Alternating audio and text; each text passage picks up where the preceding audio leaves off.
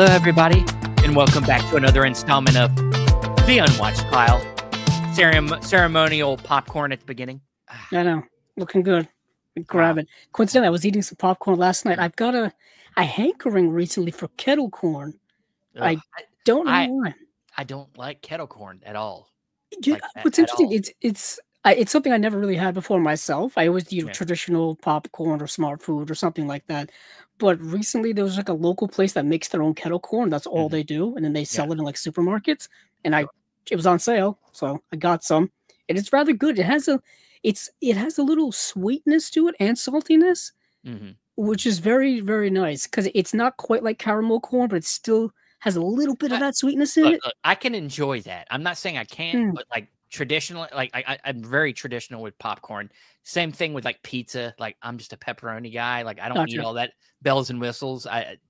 Very traditional with my food. I'm very plain with my food. Some people would say, Steven, why don't you branch out? I do branch out when I feel like it, but for the most part, you got to be in the right mood to go outside your comfort zone. You know, sure, but it's when I'm like wanting to be comfortable. They call it comfort food for a reason. I like it's plain. It could be. It don't have to be. You don't. Let's get out of this. So we're talking movies. You like reliability. I got you. It's reliable. It's reliable. Yes. Yes. Welcome to the welcome to the Unwatched Pile, number 26. And if you've never heard or watched this show, this is the show where, as collectors, you know, we sometimes buy some Blu-rays that we've never seen. And no, it's a weird concept, but we do as collectors buy things we've never seen because we're that curious about cinema. So sometimes when we do that, it gets backed up and it becomes a pile. And then this show, we dust that pile off and we finally watch some of the movies that have maybe sitting around for a while. We bring it on here, we talk about it. And then after that, we pair it up with something that seems like it fits good together as a double feature. That's the show. And we always bring a guest on. So without further ado, we'll bring that guest in. It's been a minute since we've had him on the program. He's been on Chasing Labels. He's been around we've had him throughout the years. He is now making his return, and that is Mr. Doug McCambridge. What's up, man?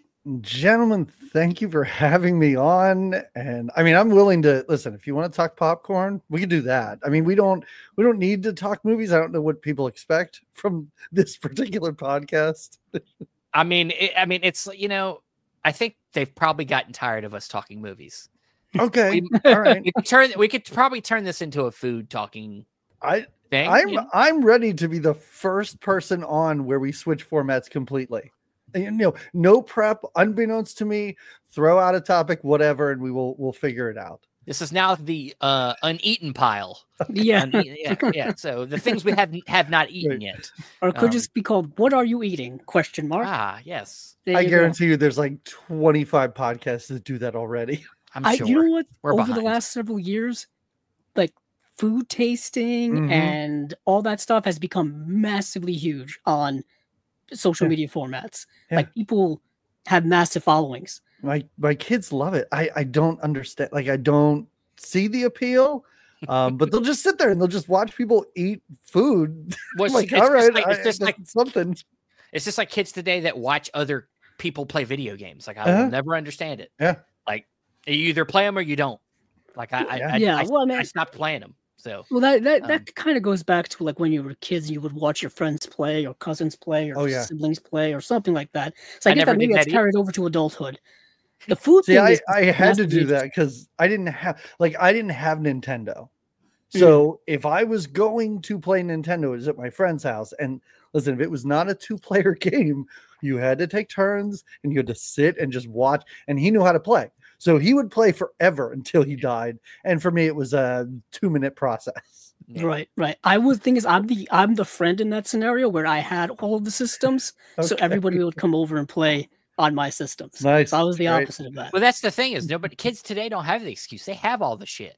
They just do it because it's pleasurable. They're like, I love watching that guy play. But we're way off track here. Yeah, we're way off track.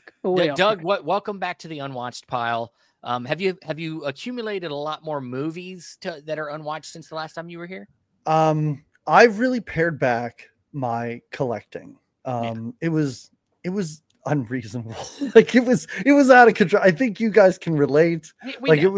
it was to the point where, and this is not a reason why I pared down, but it got to the point where it was kind of embarrassing. Like for people to come into my home, like friends of my wife, and if they wandered into the basement just to see walls of Blu-rays, like people that aren't like us cannot understand that. I just literally had this occasion. It's tough to explain. I had a party over here, and I had my wife's like, take them downstairs, I guess. Yeah. And then they all came in. They're like yeah. What? Like, why? Yeah. And I don't even know how to explain it because I'm like, well, the people I talk to about this understand it because they're doing the same thing. So some sort of outsider, I'm like, how do I explain what's going on here? And then it normally comes down to like, okay, well, wait, what do you collect? And the answer is always, I don't collect anything. I'm like, well, you're boring, so I shouldn't talk to you anyway. Why are you here? No, but I really did. Like it was to the point where like it was overtaking a large portion of my living space. And I had to look around and go, okay, what am I never going to watch again? And can I sell that? And now I don't want to say it's better because I am collecting less movies, but what I do get now, I get the big boxes, like the big, like I'm not saving shelf space at all. Like I've really been like, you sound like me, honestly. Yeah. It's like, I'll buy one thing for $55. That's it. Yeah. I have a whole shelf to my right here. That's all box sets. Yeah. And that's like a lot of what I buy these days. I love a box set. It's my favorite thing. Oh, and but it's good, man. We all got to reevaluate how we buy this stuff, not only as adults that have to like pay for things other than movies, but like just because like this show, we have to make sure we're not becoming irresponsible in not watching our movies. So exactly. It's good to hear that you've had self-reflection and that it's working out for you somewhat. It is. Sure. The one thing I was really afraid of is that I would regret it. Like when I started selling things, like that was the biggest thing is, am I going to regret this? It hasn't happened yet. I haven't rebought anything yet. There have been times where I'm tempted when there's a sale. Yeah. Who knows? However many different sales there are, I will see things. I'm like, that's a pretty good price. Now, did I sell it for that originally? Like, am I turning some sort of bizarre profit if I buy it again? It hasn't happened yet, but I could see it. Yeah, I've just stayed away from. I mean, it's funny to say this, but because I'm still involved in this whole, I don't do chasing labels regularly anymore, but I am still involved. So you'd think that I'm not hooked in like I was. Like I don't, like I just. If I just stay away from it, like I don't get caught up in it. So I'm just buying what really is like profoundly interesting to me. So, and not so much just crazy blind buying. But funny enough, my pick tonight is a very recent buy that was blind. Okay. So that's great. Yeah. And there is something very cathartic. My shopping carts on these websites are full. Like that's something Andrew does. That's what I do. I do the same thing. I'll fill it up and I'll go, I don't think I need this. And I'll leave. And then the next time I go in, I'm like, oh, look, I already have a bunch of stuff here, but I don't need it. But decide what to get, what not to get. I'll just, if there's a sale on a website, I'll go wholesale, pick out, okay, that looks good. That looks good. That looks good. Add it to the cart. And then after it's done, I go to the cart, and that's when you start making the executive decisions. Yeah. Do I really need that? Is that a good price? What I mean? All this kind of stuff. Yeah. Not paring it down. I've done that in real life when I've gone to sales in stores in real life, like the Criterion sale. I'll just start, piling things up and then make decision after I'm done. That's my process, I guess. Yeah. I think I'm saving money on a therapist. Like that's what it is. So indeed. Yeah, I'm my own therapist, I guess. Well, I try to avoid. I'm not against therapy, but I'm also against wasting money on therapy. There you go. But all right. So before we get into it, a couple little house cleaning things. We will remind you that, of course, Chasing Labels is every other Monday. That'll be next Monday. You'll get Chasing Labels, and then also. I was gonna say, what is that date again? Is that the third? Fourth? The third? I think it's the 4th of August. Okay, Yeah, so 4th. coming up for that will be lots of things. Yeah, and then this coming Saturday, you'll have another episode of the movies down memory lane. This time we are doing Dan's pick, which he picked Spotlight from 2016. So we'll be going over that. And merch store should be coming soon. I'm actually showing. Here's one of the most recent. I got mine too. This is I figured since we were going live. Yeah, this is a Spielberg design here. So it says sharks, dinosaurs, aliens, oh my. So a little bit of Wizard of Oz mixed in there. Nice. So that'll be hopefully launching soon. And so and kind of a behind the scenes thing, movie Mutations, which we've discussed on the show before, is getting its first official game recorded this week. So the process of that getting closer to a final release is news. So because I've been talking about it for a while, and finally we're getting close to getting official episodes recorded so that we can get them to your eyeballs. So I'm excited about that. But before we get into this, also at the top, Doug's podcast, Good Times, Great Movies. Tell them a little bit about that before we get in. It's a podcast that I've been doing for 10 years now. We just celebrated our 10-year anniversary of the show. Every other week, we do not leave the 1980s. It's we don't do 90s movies, 70s, nothing like that. It's all 80s movies, and whether we like them or dislike them, it's good-natured ribbing. We just kind of take the piss out of movies, and 10 years in, I'm still surprised we have not done like Ghostbusters. Really? We haven't done Goonies. You're like actively like avoiding like the main ones. It's not even so much that. Like I feel like now I'm just using the podcast as an excuse to watch movies I've never seen before. Gotcha. like we'll hit the big ones every now and then, but it's a fun way to discover something new. So sure. That's why it's part of the reason I love doing this show. Yeah, it's giving me a reason to watch something I haven't seen. So and of course, Josephine's in the chat saying hey to everybody and happy birthday to Josephine. Mm-hmm. Happy birthday, Josephine. Happy birthday. And she, of course, got recent watches. Breakheart Pass, Little Girl of Hanyo. Hooper. That's the one you love. You love Hooper. Death Trap. I love Death Trap. Death Trap is the Sidney Lumet movie. Yeah. Death Trap is amazing. We recently did it on the podcast, and it was one where it was like, can we make fun of this? Like, it was a challenge because it's such a great movie. Yes. Yeah. And then Shadow of a Doubt, of course, Hitchcock. Fantastic. Yes, it is. Breakout Ridge is Charles Bronson, I believe. Yeah. It's Charles Bronson action film from the 1970s. He was doing a bunch of those back then and into the 80s with all the Death Wish movies and all that stuff. Yeah. Oh, Gambit's great as well. I just saw that pop up. Oh, yes. That is also good. All right. Well, let's do it. We always start with our guest. We start with him. What movie did you bring into as your unwatched film? Well, we were talking about box sets, and I have had this box set sitting on my shelf for so long. Like it's the Marlene Dietrich and Sternberg. Criterion put one out. And of course, like some deranged, collector, I had both. I have both. Yes. And I realized I had not cracked this thing open. And I went through, and you, Stephen, even made some suggestions to me because I was like, I don't think I've seen any of these. You tossed a couple out.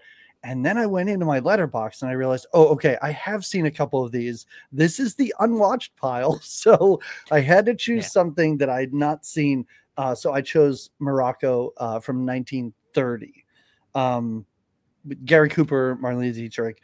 And I don't know, have either of you guys seen this before I sort of get into it? I've seen it. It's just been so long. Yeah, I've seen it because I have the Criterion set. Yes. And a few years ago, I just made my way through like each one, like just to like a Marlene Dietrich and Joseph von Sternberg marathon.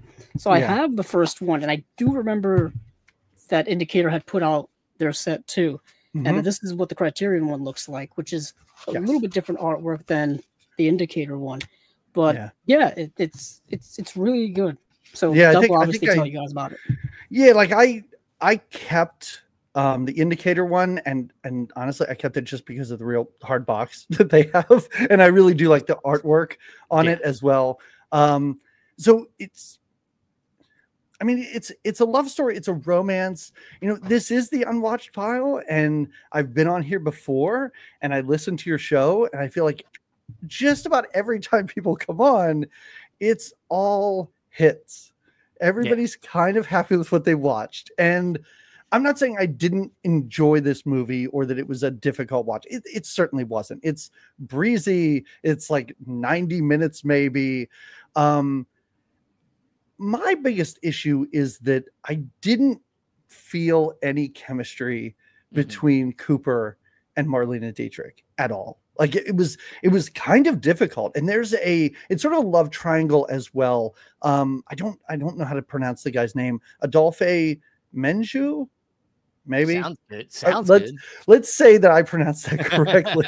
So he is a wealthy man, and Gary Cooper is in the French Foreign Legion, and he's kind of a ladies' man, jumps from one lady to another. Let's say Marlena Dietrich is a singer, a pretty famous singer, and it's sort of a love triangle between these three people. And she kind of goes back and forth, and at one point Gary Cooper kind of reserves himself to say, okay, well, this guy's loaded. I'm kind of a heel, kind of a cad. Maybe she'd be better off with this guy. But of course she's in love with Gary Cooper. So in the end, she follows him out. There's a little bit of action. There's a little bit of conflict between he and his commanding officer, who Gary Cooper's having an affair with his commanding officer's wife. So this guy goes into battle and wants to shoot Cooper, but he gets shot by the enemy and things like that. So there is a little bit of tension there, but like none of these people I felt had any chemistry. I am a sucker. So we all have genres, movies that we are fans of and we just gravitate toward. I have the weirdest, like old Hollywood depictions of like tropical or sub-Saharan climates. I love it. Like I love the set dressing. I love the costumes. I love how everybody's always hot and everybody's always sweaty and there's fans and there's just potted palms in every corner of every room. Like I'm a sucker for that. My favorite Universal monster is the Mummy, and I think it's just because of the setting. So this was kind of, and I think this is kind of why I chose this. And in the end, like I said, there's nothing wrong with it. It just didn't hit. And I didn't feel like, and I don't even want to blame any of the actors at all. Like Marlena Dietrich, like I don't even need to go through her filmography to know that she brings the heat. You know what I mean? Yeah. Like, and even Gary Cooper, I feel like I've heard people talk about him recently, and I think that he's getting like a negative reappraisal. I think people are not crazy about his level of, I don't want to say non-acting, but like comfortable acting where he's just kind of himself. But 3 years later, he was in Design for Living, and in that movie, Frederick March and Miriam Hopkins, like in that movie, I feel like there's a threesome about to break out in every scene. Like it's, and I was hoping I was going to get that from this. It just didn't deliver. Yeah. Yeah. I know. It's, you bring up, that there's a lot of hits on here, and it's funny enough you say that because like Steven's notorious for one big miss. No. I am notorious for one. There was one episode we did. What was it? See, I don't even want to remember it. It's the one, the guy that did Donnie Darko, his other movie. I'll look it up just with the rock in it. I don't even know. Shit. Sorry, I'm derailing. Yeah, who's the Richard Kelly was the director of Donnie Darko. Kelly, yeah. Southland Tales. Southland Tales. Yeah. I watched that for this show. Oh my god, I fucking hated that movie. That's a rough watch. I agree. That's the big notorious one because I think that's kind of the only one that there's other one. There's been a couple others that I've like been like okay about, but but stay tuned because no.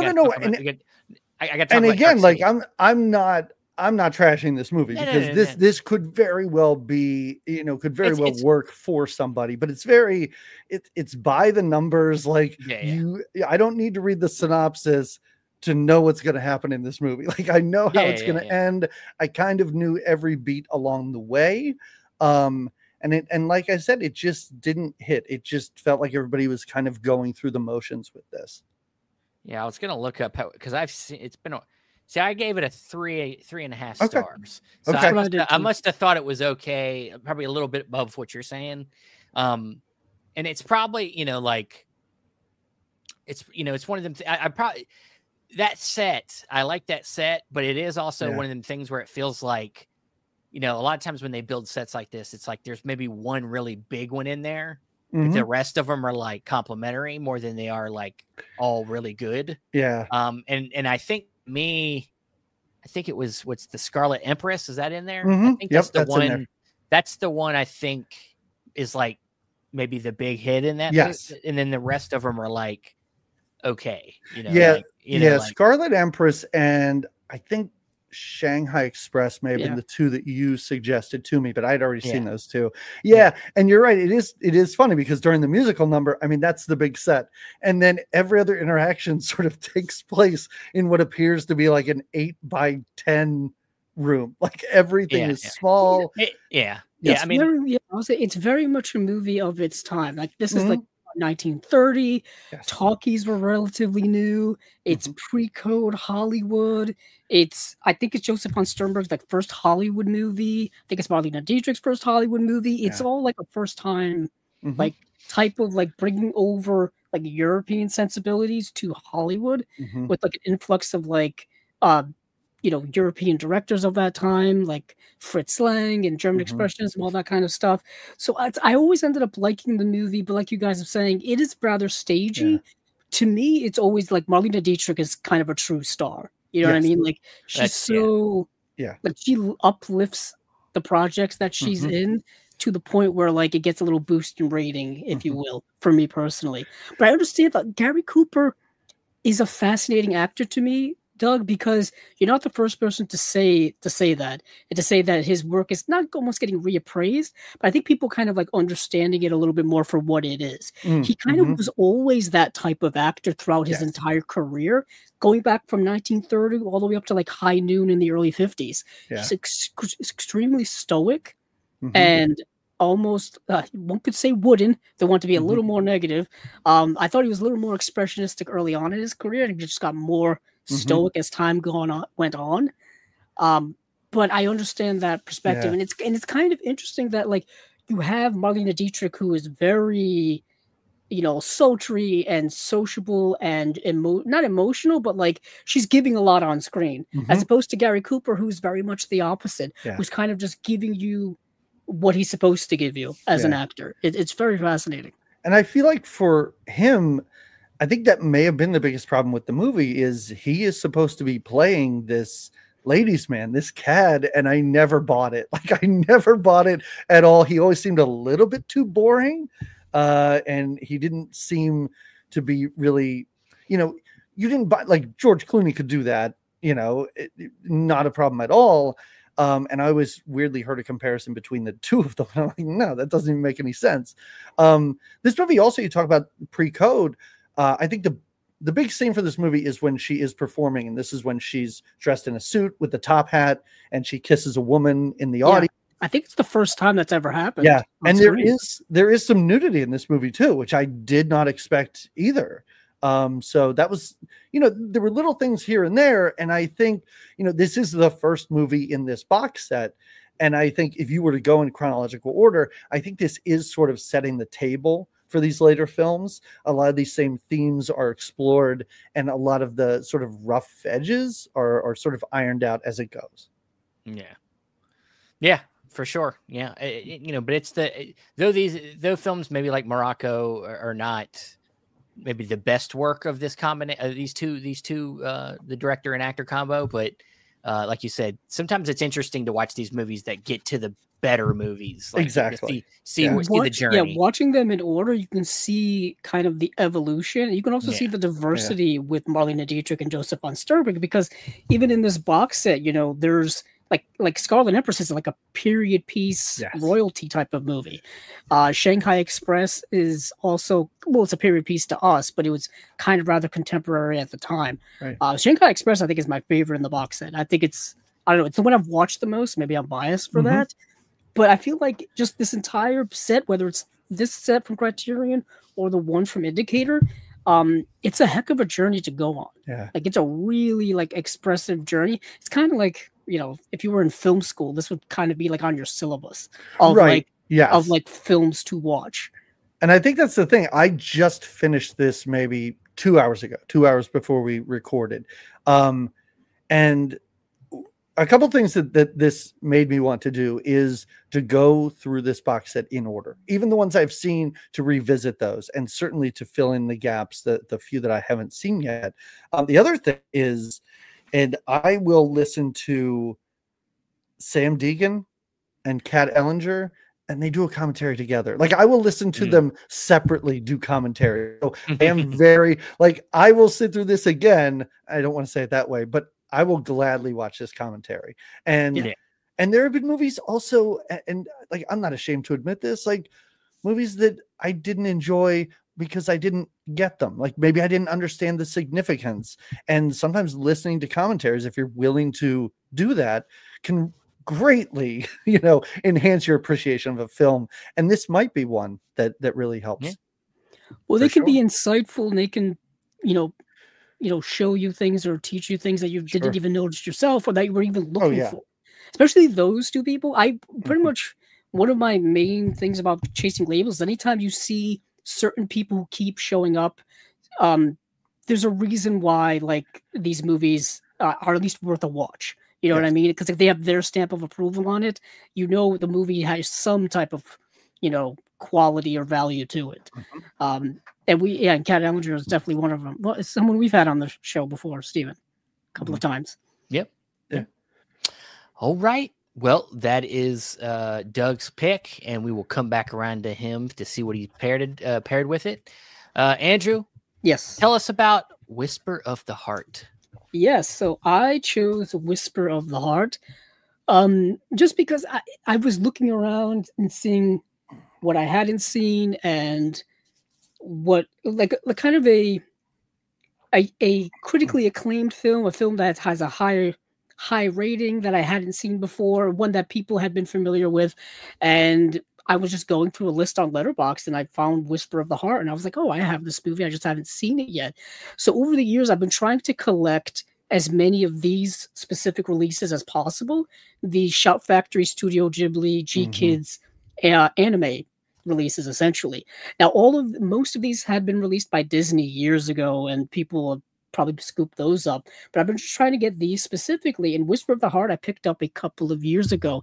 This came out in 2018, but I think I got it sometime between like 2020 and now, so within the last 5 years or so. And I just had it on in my shelf on my Studio Ghibli anime section. And this movie is the screenplay is done by Hayao Miyazaki, but it's not directed by him. Hayao Miyazaki being one of the greatest animators of all time, one of the greatest, you know, filmmakers in the animated world of all time. And Studio Ghibli really has become his thing. And over the last few years, like I said, Shout Factory has been re-releasing all of those movies, and decided to pick this up. They released it in steelbook form, as well as these regular editions with the slipcovers. Only on Blu-ray so far. I think The Boy and the Heron has been the only 4K, which is the newest one. But Whisper of the Heart came out in 1995, so this is before Spirited Away. This is before Princess Mononoke. This is, I want to say, even before, I'm looking over on my shelf, this is right after Pompoko, before My Neighbor Totoro.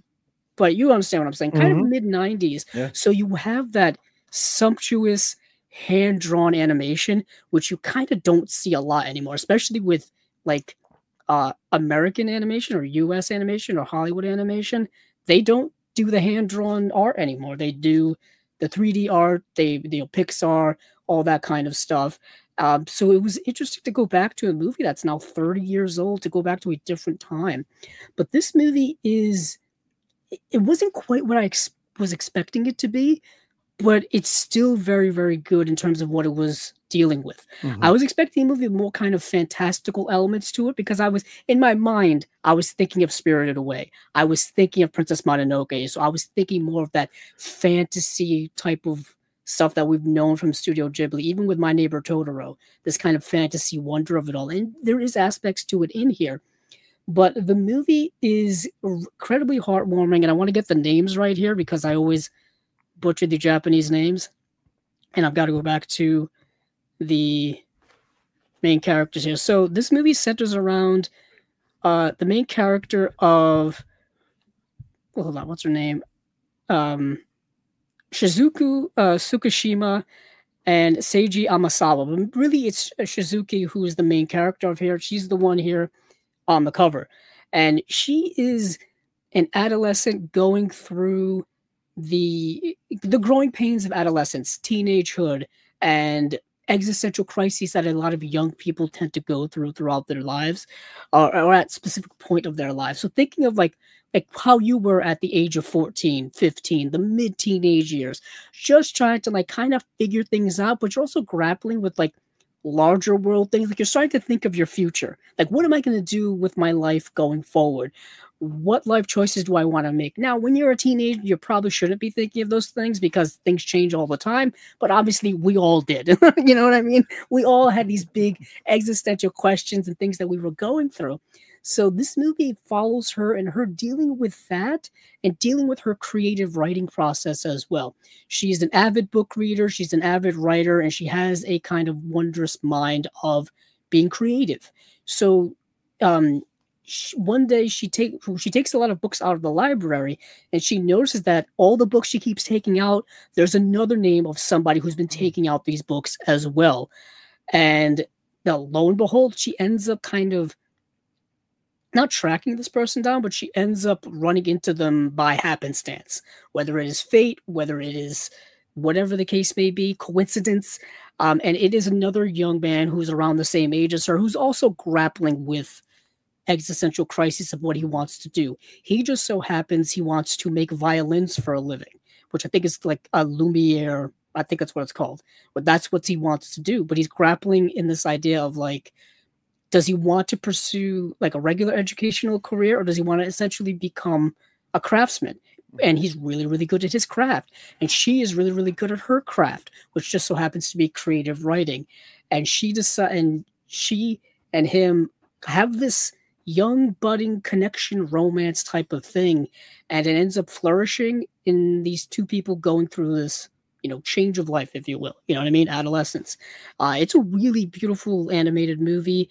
And it's also a movie about kind of pursuing your passions, listening to your heart, the whispers of your heart, hence the title of the movie, and kind of going with that.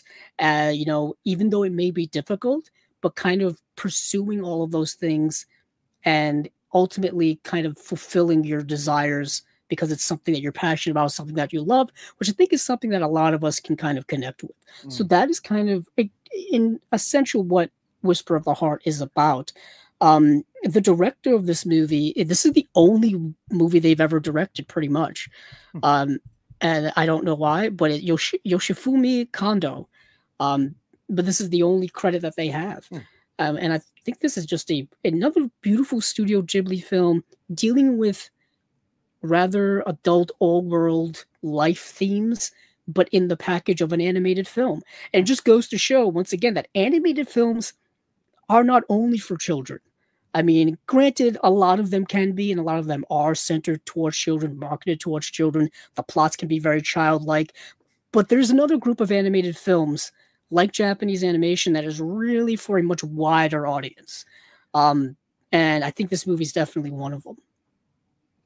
Yeah. I mean, it's a fight. I think a lot of filmmakers that love dealing in animation that keep fighting is that their median is looked at as just for children. I mean, it's not. I mean, it's it's looked at as more of a genre than it is a median. That's I think Hollywood's fault. Hollywood did that. I think they well, a lot of it is the whole Disney thing of it all, where Disney has been typically, just making stuff for children for decades. Yeah. And parents have just been showing their children Disney movies. So therefore, they just assume it's constantly for children. Yeah. I mean, it even like kind of spreading from one medium to another, even comic books. For a lot of the older generations kind of just assume that comic books are for children. Whereas we know now in the modern day, there's loads of comics that are not, geared towards children. Yeah. So it's a very interesting how people have these preconceived notions of certain, like you said, Stephen, genres or mediums or type of media or whatever, which shouldn't be put all in one box. You know what I mean? We should be just kind of looking at them from more of a critical eye. And I think Japanese cinema has really branched out with that a lot. Not only with Studio Ghibli, but even just anime and manga is a massive industry now. I think it's bigger than ever before. And it's cross generations of people and fandoms and whatnot. I think manga outsells like American comics. Like I think they think it's that popular now. And anime is, they have their own streaming services now for anime and whatnot. Right. And they have their own conventions. Like in a lot of states have, anime centric conventions. So it's massive now than it's ever been before. Yeah, I should probably check that out. Because that's a hurdle that I honestly had to get past. And I think it was because of Disney, like you said. Like it's not like I just rejected animation, out of hat, but it was something where I was always standoffish. Like I was always like, okay, all right, fine. It always took a little while for that to sort of penetrate. And I haven't seen many Studio Ghibli films. Like I've seen the big ones, of course. I think it was Princess Mononoke that really got to me. And I was like, oh, okay, I get it. Cause I watched Ponyo and I like Ponyo. I like Totoro, but to me, they still felt like children's movies. Very much so. Like those are the two most children ones. I mean, I was waiting in My Neighbor Totoro. Not really a spoiler, but I was waiting for some type of conflict to happen, and there really isn't. And it's just like very like nice movie. And the movie and Ponyo, beautiful to look at. Like I love looking at them, but that hand-drawn animation, nothing like it. Ponyo is kind of like the Little Mermaid. It is. Just use a Disney comparison. Yeah, definitely. But I should check that out because my daughter has all of them. She has all the Blu-rays and everything like that. And it is funny because I will walk by and I've seen so few, but the one I look at, I always look at the cover and I'm like, I don't know, there's a pig flying an airplane. That seems pretty great to me. But I've never watched that one. So yeah, Porco Rosso, like it looks like just like a pig flying an airplane. Yeah, but the whole movie is about fascism, and it's it's like, you know what? Who would have thought? Who would have thought how we got to that? But these movies, I've been trying to collect many of them for years just to have a nice collection, and that's I just thought I would dig into some of the ones I hadn't seen yet. That's how I got to Whisper of the Heart. Awesome. It whispered to you from the shelf. It did. Yes, that's good. I'm glad you heard it. But all right. So we'll come back around to Andrew for his pairing. So yeah, I chose and I think I'm like really this is one of the ones where I feel like I'm embarrassed somewhat because I know this is such a kind of a cult favorite these days. The 1998 Alex Proyas film Dark City. Just came out with this Arrow edition, and I was like, okay, haven't seen this, but I hear it's so great, and I'll get it. I'll just buy it. So yeah, the movie's directed by Alex Proyas, and I'll be honest, this is where, as I was kind of hinting at, like, this movie, this is going to be one of the ones where I'm actually not like super high on the movie. I know it's just, So like, and you know what? There was a bit of a disconnection earlier. I might just leave now. Like I might. But like I'm not like I don't hate it. I appreciate it on the first watch, but some of it might be like my disdain for the filmmaker himself because I'm not a fan of most of his movies. Like no, I get that. Sorry. I'll stop interrupting. No, you're fine. Because like, funny enough, probably his least critically acclaimed movie I like the most, like iRobot. I like iRobot for some reason, but I'm not a big fan of The Crow. Like I don't get it. I don't get why people like it so much. It's cool. It's not even that cool. It isn't.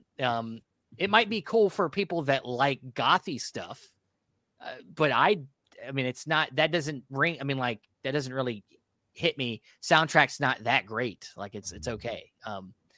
But and then something like, I mean, that Gods of Egypt movie was that kind of killed his career. Actually, killed his It did. Yeah. But yeah, Dark City seems to be his kind of his big movie, like the movie that people really like. Were like, dude, this dude's a genius. And I'll say this. So just to start off, like the movie's about, it's kind of a noir sci-fi, tech sci-fi kind of movie where this guy wakes up in a bathtub. He doesn't have any memory of anything. And he essentially gets blamed for these murders. And then there are these guys called the Strangers that live underneath the city that's always dark. Then they're kind of controlling the city. They're kind of, it's almost a metropolis situation. It's almost got that feel to it, where everything's kind of a cog in a machine, everything. And, there's superpowers where people can make things happen out of thin air. It's an odd movie. And, for a first watch, I'm sure I didn't get everything, but I'll say this, like, I just didn't feel like, I feel like Alex Proyas is a filmmaker that very much he's like Zack Snyder. He's a style guy. He loves creating these very stylish movies, but I don't know that the themes and the story connect well with them. Always. I don't. And like I said, maybe because it was a first time watch, I miss things. But I just, even if the themes were there, I didn't feel like the story presented them in a way that made me compelled. Like it was a compelling thing. I felt the story dragged. I felt the murder aspect of it was like not that like engaging. Like nothing about it really kept me that interested. The stranger characters, I didn't think they were kind of lame. Like to me, I thought they all looked like Cenobites, but like if Cenobites were like lame, they were just they all look like characters from what's the Dan Aykroyd Coneheads? Coneheads. They all look like Coneheads, but with goth makeup on. Like they all look lame to me. I was like, is this really like the people that in charge of the Dark City? I don't know. Like, I was a little underwhelmed by this movie. Like, I don't get it. So somebody try to convince me otherwise. Okay, I'm not going to convince you otherwise because I can see all of your arguments, and also, people love this movie. Yeah, and I think that's the thing. If you had seen this, now this is a movie, and there's a lot of biases in here because there's two things. My wife would never remember this. This was the first date that my wife and I went on. Wow. Back in college, we went to go see this movie. At the time, I knew nothing about it. I didn't know what I was walking into. You couldn't watch, previews and trailers on YouTube or whatever. That wasn't a thing. So I was totally surprised. And also, and I'm not trying to get gross here. A 1998 Jennifer Connelly. I'm sorry. There's nothing. That's. I wish she was more of this. There was movie. One positive thing I could say about the movie. No, I found it very stylish, and I just found it cool, and I found it's a cool looking movie. Yeah, and even like watching it, I watched it a couple of years ago. I thought the effects held up. Like I thought for 1998, I thought the effects were really good. I'm okay with cheesy effects. Yeah, I'm okay with cheesy effects. Like I didn't even think they were cheesy. Like the aliens popping out of the bodies were pretty cheesy. Like it was pretty rough. Yeah. No, I think for those reasons alone, I do have a soft spot for this movie. I will agree with some of the things you said. I never understood The Crow. Like I grew up, that was a movie that came out. I was probably like in the senior in high school. Man, people loved that. I watched it. And I'm like, I don't understand. I do not understand the appeal. This is, I think, the only movie of his that I like. But honestly, I really like this film. I told you before I've been slowing down my collecting, but boy, if you hate it, and you want to make me a good deal, I didn't buy it, so I'll just take it from you. No. I don't hate the movie. I do think I need to watch it again, but and I want to watch the supplement so I can Can I make a quick suggestion here? And I assume this has probably been ported over and over again. But there's a Roger Ebert commentary for this movie. It's very good. It really is. Yeah. And it in here. It is. It is on there. Yeah. Yeah, I would check that out. I would watch it with that. He talks about the cinematography a lot, and I think that that's the thing with me though. I actually had a conversation with Dan and Skip Allen, one of our friends, about because he's really into cinematography. Like he likes to bring that up a lot when he's doing his reviews, and I'm like, cinematography. Like I understand. Like I've done some filmmaking. I understand cinematography to a point, but to bit too caught up in that being the reason you like something, sure, to me is kind of trying to say you understand a NASCAR driver and why that's harder than it looks. You know what I mean? You don't really know, and it's hard to understand the uniqueness. I'm saying most people, that the work that goes into what a cinematographer does and what all the ins and outs of it, and to really understand it enough to use it as a crux of why a movie's so great. I don't know. I mean, just on that, I mean, it really all depends on what you're looking for in a movie, what you value in a movie. Sure. Versus not. Some people value, story and plot and character. Some people value the visuals more. You know what I mean? Yeah. And I know it's a visual medium, and I think that's important. But I think your visuals have to also inform the storytelling. It has to go both ways. You can't just have one without the other. I think I mean, you can, but I don't think it works as well when one doesn't complement the other. So I think maybe that's what I'm getting at. Maybe I don't. But I also think it's such a personal preference, because I know this is not everybody's cup of tea. I will watch any Nicholas Winding Refn. I watched that Copenhagen Cowboy, which is 10 episodes of pure nonsense, but it's so gorgeous. I just watched it. I was like, you can say that a lot about the music and the look, and I'm like, I would watch 20 episodes of this nonsense, not knowing what's happening, but loving every second of it. Well, it's Only God Forgives. I love it. God Forgives. Love it. Stunningly gorgeous movie. Yeah. Couldn't tell you what's going on in it. You know what I mean? Fabulous. Well, a lot of Terrence Malick's later work, it was just gorgeous shots of the sunsets. I mean, there's sometimes you're not going to connect with the movie on a story level, and you can appreciate that. And I guess I can appreciate the visuals in this movie, but I just couldn't get. I know I could tear out some of what the movie's trying to talk about. It's talking about, how much, the aliens in the film, spoiler alert, the strangers are using humans and trying to figure out what makes humans human. Understand the soul, understand what because their planet is going away, and they're trying to figure out how to, use humans as a test subject to figure out how to survive and go, and they're studying human behavior and stuff. And it's, I get that it's some of what it's going for, but I just don't think it maybe quite, the movie so kind of does it in such a cold way for something that wants to talk about human behavior and human soul. I don't feel like there's a lot of soul in it. Yes. And I kind of feel like that's why it works. I feel like that is it feels so cold and it feels so soulless. So no wonder they can't understand humans. It's like they pick the worst humans to try and they literally from or something. They pick dead people. Yeah. Depending on your, your life outlook or your life philosophy or religion or whatever, when people do pass away, their soul does leave and goes away. So the fact that they're picking, deceased soulless people, their experiments are already dead from the beginning. No pun intended. They are, and then they I think if I'm remembering right, they take memories from they take the memories from them and they upload them to different people. Yeah, they switch them between and they're almost people. Playing. it's like they're playing a giant board game, if you will, or even a video game of like Yeah.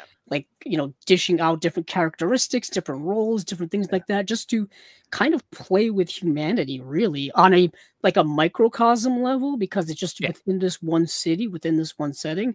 And I think, I'm glad. Was the movie ever spoiled for you, Steven? Because there's a massive twist. Okay, that's fun. Yeah. There's a big twist at the end about what the city is. Yeah. And it's like the idea is cool. I like we said at the beginning, it's a cool movie, but like, do I see myself like going back? Like when I was done with it, I wasn't like blown away. I wasn't like, like I wasn't going like, God damn it. Like, I feel like other movies that of course that this movie inspired or came out around the same time did this idea better. Yeah. I don't want to mention other movies, but I feel like Dark City has reached that cult status where it's like that cool older kid that you knew would tell you about Dark City. And he would tell you about like these other movies that you've got to see because you got to be cool like him. And Dark City would be one of them. And I'll go ahead and mention it. The Matrix, of course, came out like right after this. Sure. Some people say that Matrix, it was like literally like a year later. Like, I don't know that the Matrix took the ideas from this movie. I don't know if there was time. But that movie, I mean, they did put everybody in trench coats. I mean, that's all they did. No. But the Crow had already done that. Right. Yeah, exactly. Proyas was already playing with that. He was already doing that. Yeah. The other thing about this movie, and around this time, and even into the early 2000s, this fits into this movie category, which is like, what if a Twilight Zone episode was an hour and a half long? Like, I feel like there are so many movies like that, and they're so hit or miss. I remember people raving about that movie, Identity. Remember the one where the people were at the hotel? I hated that so much. I just watched it for the first time last week. So many people love that. And I was like, this is absolute trash. And then, I feel like kind of obvious very early on in that movie. No, I think it's interesting that you saw it for the first time, and I liked when you brought it up, because in my head I'm like, oh man, I'd love to watch that again for the first time. But now, like, maybe at this age, I'd love to hear what you think of it now. I mean, and like, I'm definitely gonna keep investigating this film. Sure. I want to see if my thoughts change on it. But I'll tell you my pairing when we get back around. So great. See where my mind is. So Doug, please tell us, what did you pair with Morocco? All right, here we go. Get ready, everybody, to just turn off the podcast. No, it's going to be Dumb and Dumber. I know. It's pretty dumb. No, first of all, I am a listener of your show. I'm not just a guest. I'm a listener. And I tend to, when I listen to your show, I really pay attention to pairings. That's my favorite part about listening to the show, because I try and put myself in the theater and I'm like, okay, I just watched this and now this starts. And sometimes I'm like, I don't know, those were too similar, or I don't know, that was a comedy. Do I want to watch another comedy? Yeah. So I'm setting this up as a double feature where if you were there for the first one, you might leave before the second one, and the second one might bring in a whole other audience. But if you stay, you're into something, because I'm going to stay in 1998. And I'm going to, after Morocco, I am going to show the Jean-Claude Van Damme, The Legionnaire. Oh, wow. Which is his popularity was waning in the late 90s. Yeah. So it's not top tier. I mean, this is post Time Cop. It's a couple years after Time Cop. He is a professional boxer who is paid to take a dive, does not take a dive, and then to escape joins the French Foreign Legion. The reason why I found this movie fascinating, first of all, I do have the disc, but I only have the disc. Like, it was like a 6 JCVD films on one I DVD. have that.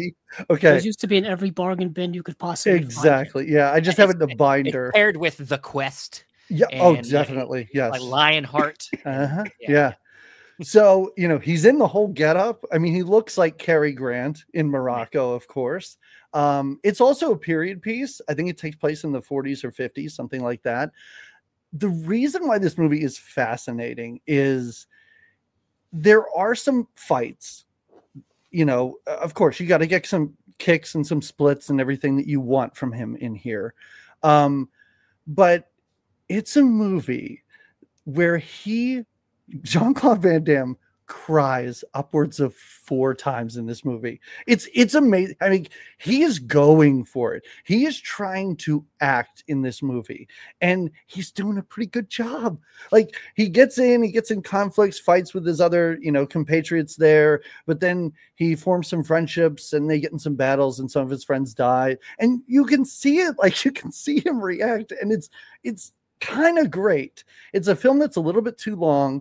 And the other thing about this movie is the people behind it, the people making it. Who was the I have the thing pulled up. Peter McDonald, like a journeyman director, directed this thing. And this was all set to have a TV series. Wow. Made when it was all said and done. It was going to sort of be like an Incredible Hulk A-Team thing where it was just JCVD having adventures every week in the French Foreign Legion. But this didn't even get a theatrical release. Like, this was straight to DVD. So all of that stuff was scrapped. But I feel like this was sort of a weird tipping point in his career where he wasn't as popular anymore. And I think he's taken so many chances and so many risks with what he's trying to do in this movie, because it's not all just kicks and splits. It doesn't all work, but if you're at least a JCVD, if you have a little bit of interest, I think it's something worth checking out. And I do think that for as bonkers as this pairing is, it might be kind of a fun afternoon. Oh, I agree. You're making me want to go watch it. I have not watched this movie in years. Okay. But I used to watch all these Van Damme movies all the damn time. And this was in the rotation for sure. So you're making me want to do this. That's great. You got me. That's great. I did my job then. If one person wants to watch this afterwards, it was worth it. You got me. Andrew, any comments on Legionnaire? I've never seen it, so I can't comment on it. We got to add that to the Unwatched pile. I know. Yeah, there's a serious lack of Jean-Claude Van Damme in my collection in general. Wow, that's sad. I guarantee you this thing's on like Tubi and Pluto and all that stuff. Oh, most definitely. Yeah, it's on Prime. Watch it on Prime. There too. Okay, it's great. Prime, yeah. Not quite as many Pluto commercials. TV, then. Plex, Peacock. It's everywhere, man. Go for it. Yeah. I love it, Doug.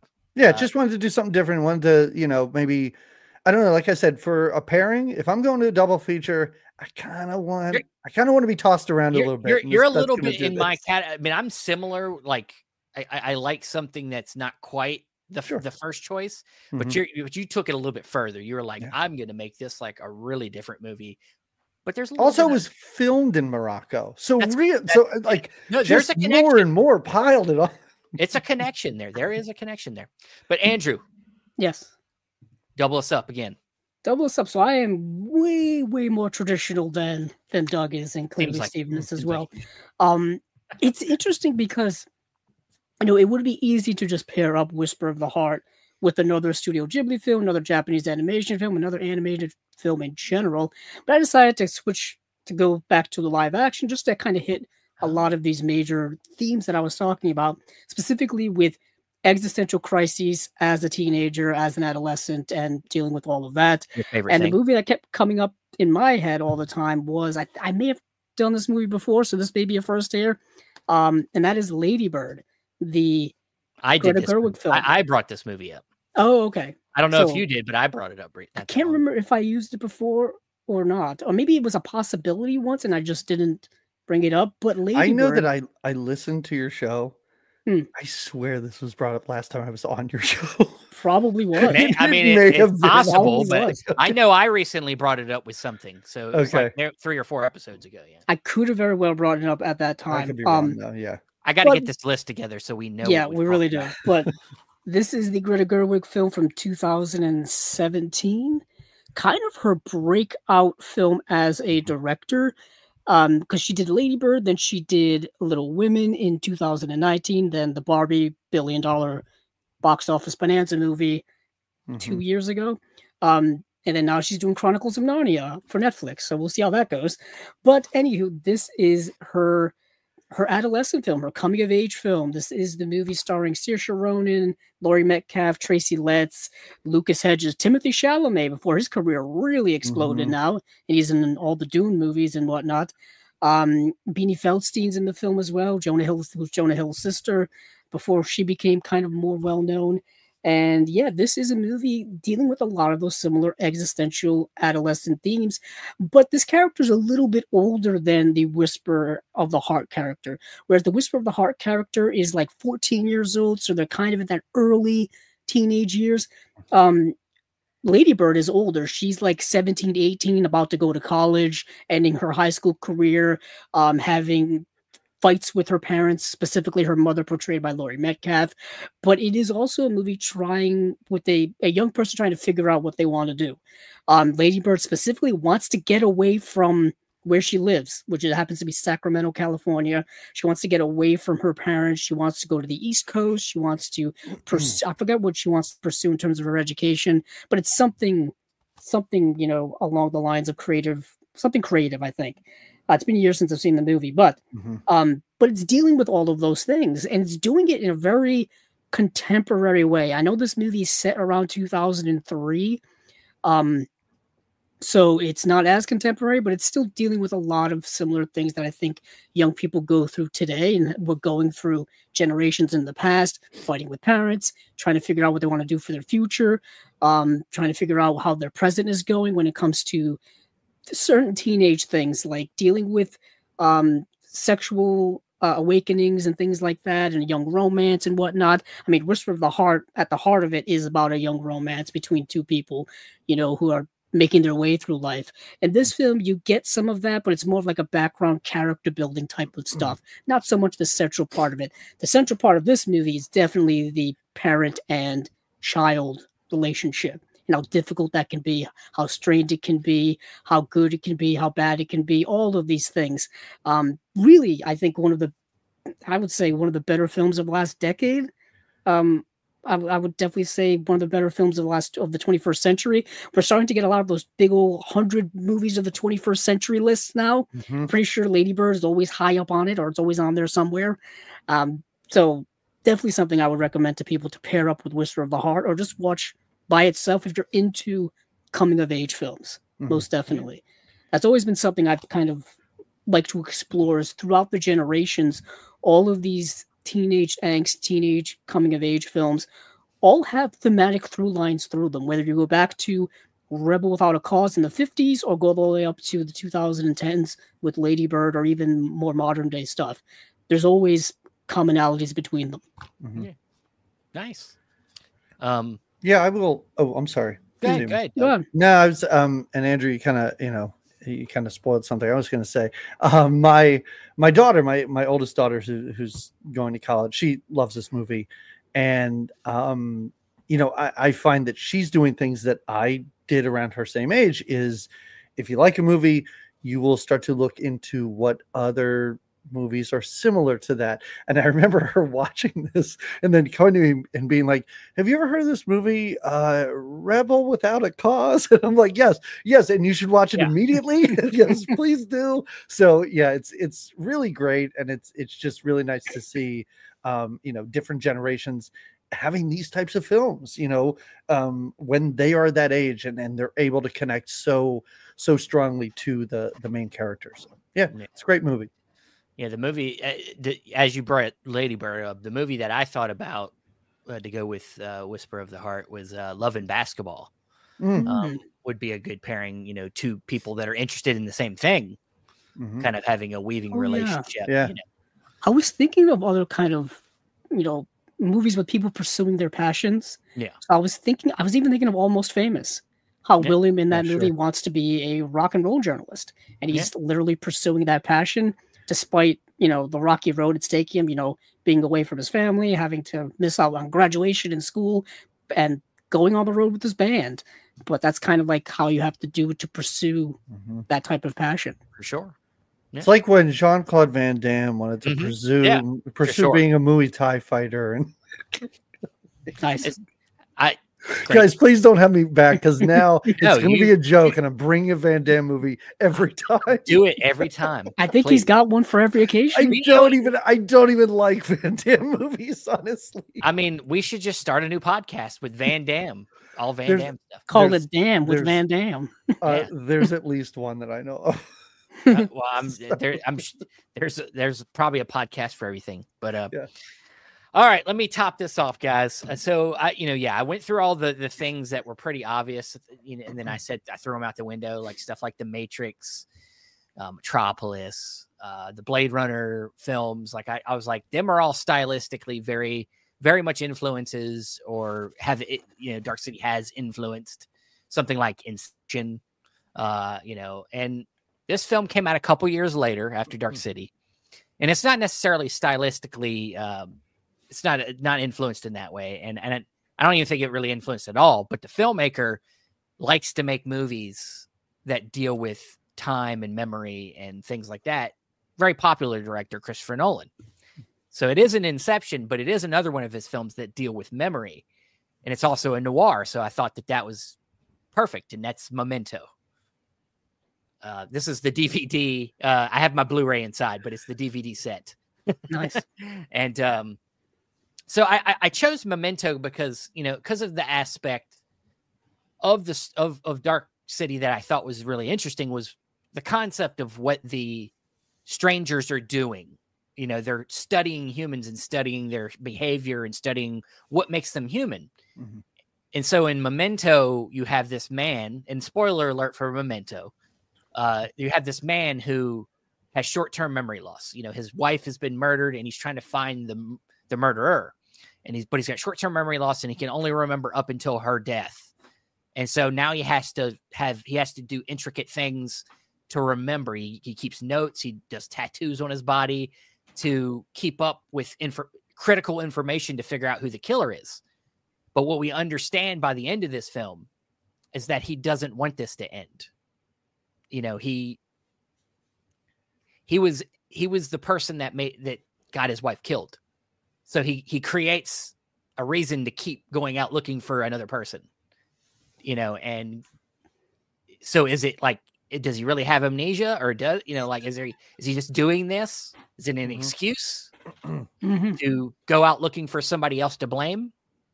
That's the question of the movie. And I think that a lot of the movies like this in genre, these existential human condition type of movies like The Matrix, like things about plugging out the real world, what's between the dream and the real world. Like this movie kind of encapsulates that within a kind of noir murder mystery. That's not high concept sci-fi like a lot of these other movies, but takes it into this very, kind of noir, like thought provoking, level that Nolan's become really known for.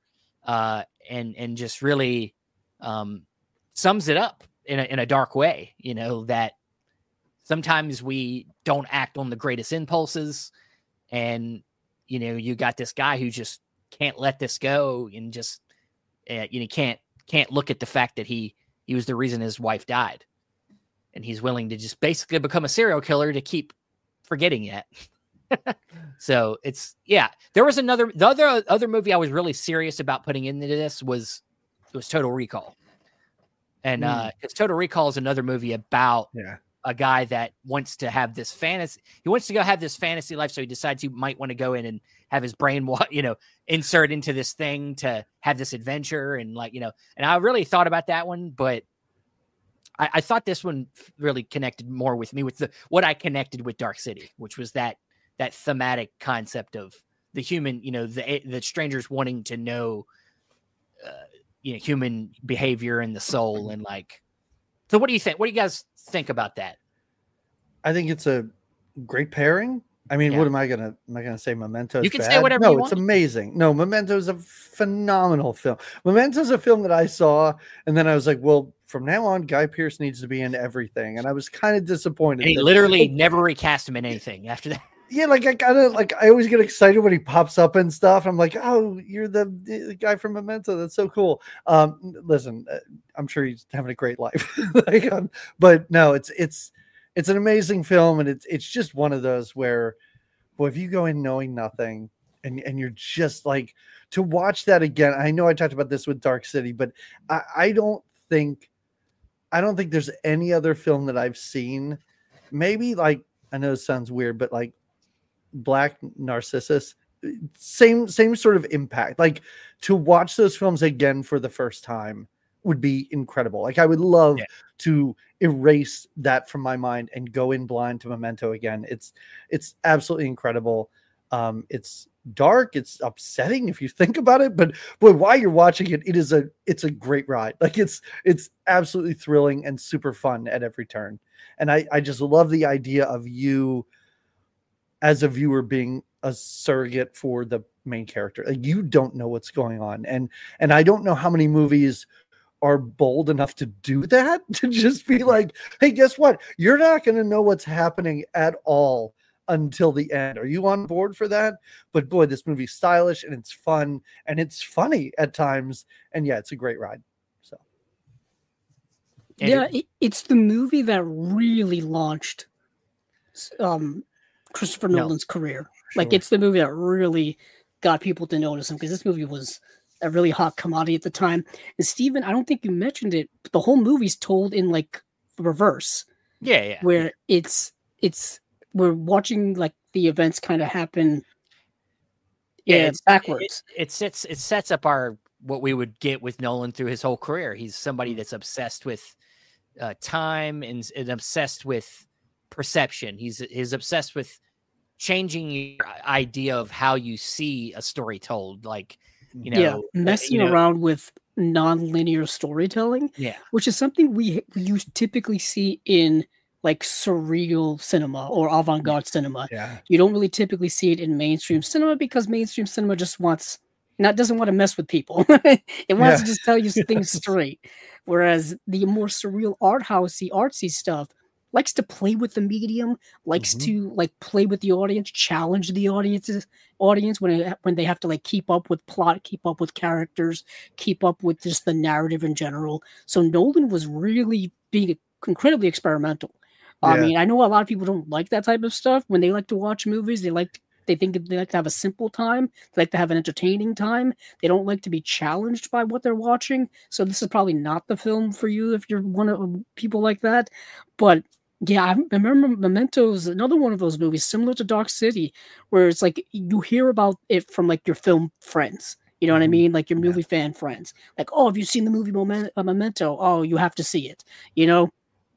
It's a lot of movies that were like that. It's kind of a lot of how we used to learn about these types of movies back in the early internet days. By that, I mean like the 2000s, where there were places on the internet where you could learn about movies. Like IMDb's been around forever, but it was a word of mouth thing for a lot of us, I think, where for us to kind of learn about what people were talking about just by listening to people talk about them. I remember hearing people talking in stores when I was buying DVDs back in the 2000s, and they would be talking out loud about certain movies with people. And that's how I learned like what certain movies were. So it's a very interesting type of time, because I think Memento came out in what, 2000? 2000. Is it that early? Yeah, it was that early. Yeah. So it was Memento, then Insomnia, and then Batman Begins. I think that's how the order goes. Yeah. So that's an incredible trajectory. I know. As a filmmaker. And I will say, Andrew, like I'll argue a little bit about with what you said, because I think like, and this is a testament to Nolan. Like you sit a bunch of frat bros around and show them, I don't know, what Meshes of the Afternoon. They're not gonna watch that shit. They'll watch Memento and they'll love it. Like, he made this so accessible. Like, it's incredible. Nolan's the exception to the rule. There's a reason why Oppenheimer made nearly $1 billion. Exactly. Oppenheimer's not like you saying, like a frat bros type of movie. It's not Batman. It's not Inception. It's not even a biopic. It's about the making of the atomic bomb. And it's nearly 3 hours long, and it made nearly $1 billion because Nolan's kind of broken the mold when it comes to the audiences. He's kind of the exception to the rule where people will go see anything that he puts out typically. And all walks of life, all different types of film fans. So you are right, Doug. Like he he challenges the audience, but like he also like brings in the regular people too. It's so fascinating to me how he's incredible. Like he's kind of the only filmmaker typically, Spielberg, I guess, but Spielberg really hasn't done a challenging movie in quite some time. It's an example of that. If you actually don't look at your audience as being dumb, you can actually be very successful. You don't have to make dumb movies. I mean, it's okay. We need our dumb movies. We need our Jean-Claude Van Damme. Sure. Movies. Yeah. Why not? But if you really tried and you put like some effort into your movies more, people will still go. You don't need them to be spoon-fed. Like it's, they come in droves for these movies where you have conversations with your friends afterwards because you have different takes on what happened. Like that's part of what makes cinema great, is the conversations we have about them afterwards. But yeah, I mean, I felt like that this was an interesting pairing just for that aspect of, memory being an intricate part of Dark City's story, and the character in the story has short-term memory, and he uses the little memory he has to try to figure out who killed his wife. But then again, he uses, it's a very dark movie. I also like the pairing because Dark City is so visually dark, and Memento's like a sun-drenched noir. And I really love that. So it's awesome. Yeah, I appreciate it. Yeah, I really think about these, And honestly, at this point, if I had this as a double, I would be like, okay, Memento's second, so I can get over my disappointment of Dark City a little bit, because I was like, it's fine. Let me watch Memento now. Yeah, you ate your vegetables. Now you can have dessert. Now I'll eat my cheeseburger, comfort food. But that is it. We lost Doug for a second. I'm sure he'll be back in us. Oh wait, what happened? I think you tried to silence. Did I try to silence you? I don't. If I did, it was by accident. No, I don't know what happened. I don't either. But that is it for this installment of the Unwatched Pile. Doug, it's always a pleasure, man. So much fun. Thank you guys for having me. And I will say, if I could talk to your wonderful listeners for a minute, I'm like an old man. I just listen to podcasts. I don't watch them. You guys have so much fun visual stuff on here. So guys, if you're listening, watch this show. Like I don't watch it, but just sitting here watching like the opening and everything, you guys are doing some fun stuff visually. So check it out, everybody. I appreciate it. What is it? About a couple, maybe almost 2 years ago, we decided to start doing all these shows on YouTube because we were told that we needed to. And so we started, and as I've learned this whole thing more, I'm like, dude, every show's going to have its own thing. I'm going to, so yeah, it's fun. I appreciate it. I put effort into this. Oh, definitely. Nicely done. But of course, go listen to Doug's show, Good Times, Great Movies. You can get it on Apple Podcasts. Is it on Spotify too? Yeah, it's on YouTube as well. We have a YouTube. Okay, cool. Yeah, anywhere. Yeah, check it out. Awesome. And of course, subscribe to Chasing Labels. Follow us on the audio platforms as well. And like I said, this coming weekend, we have Movies Down Memory Lane. We're doing the film Spotlight with our friend Dan, and then Chasing Labels next Monday. So thank you, everybody. And what you doing? You still here? You should be kicking some ass with Van Damme, watching Legionnaire, and joining the French Foreign Legion. Get out of here. Bye. Jeez.